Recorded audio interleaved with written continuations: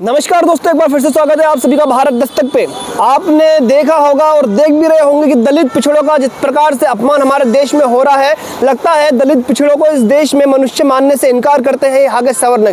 क्योंकि दोस्तों आपने देखा होगा उनके ऊपर मूतना हो, पेशाब करना हो, चाहे अत्याचार करना हो या बहन बेटी को बलात्कार करना हो, लगातार होता है। और हमारे देश में ये जो न्यूज़ है, ये जो खबरें हैं, आम खबरें बन के रह जाती है और कहीं ना कहीं इनको फाइलों में दबा दिया जाता है।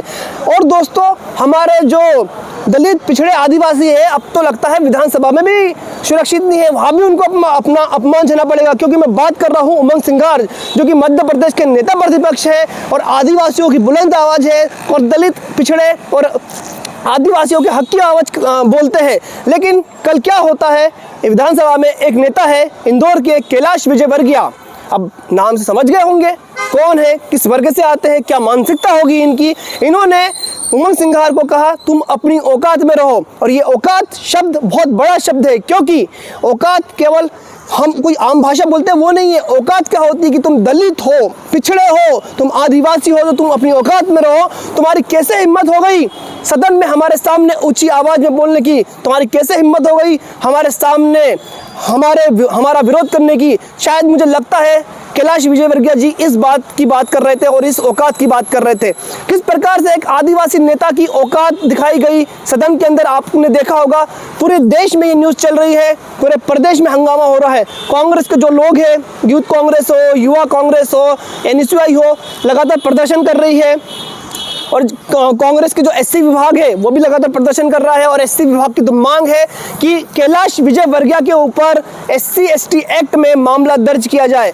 हालांकि ये किस औकात की बात की गई, किस प्रकार की औकात एक आदिवासी नेता को दिखाने की कोशिश की गई सदन के अंदर, विधानसभा के अंदर, ये समझने से परे है। लेकिन अगर आप अम्बेडकर राइट हो, अगर आप थोड़े से समझदार हो, तो आप समझ गए होंगे कि उमंग सिंघार को लेकर क्यों औकात की बात कैलाश विजयवर्गीय की तरफ से की गई। दोस्तों ये बहुत ही बड़ा शब्द थे। हालांकि इसके बाद जो प्रदेश के मुख्यमंत्री हैं मोहन यादव जी, उन्होंने माफ़ी भी मांगी। जो सदन के सभापति हैं उन्होंने भी वक्तव्य दिया और कहा कि इस प्रकार की ओछी भाषा का प्रयोग एक वरिष्ठ नेता को, एक गणमान्य सदस्य के लिए नहीं करना चाहिए।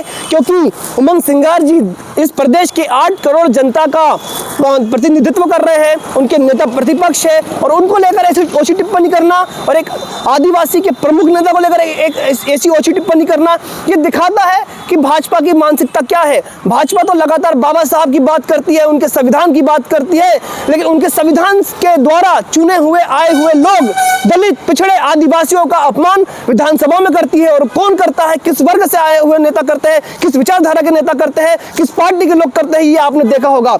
इस पूरे मुद्दे को लेकर आपका क्या कहना है, नीचे कमेंट करके अपनी राय जरूर दीजिएगा। धन्यवाद।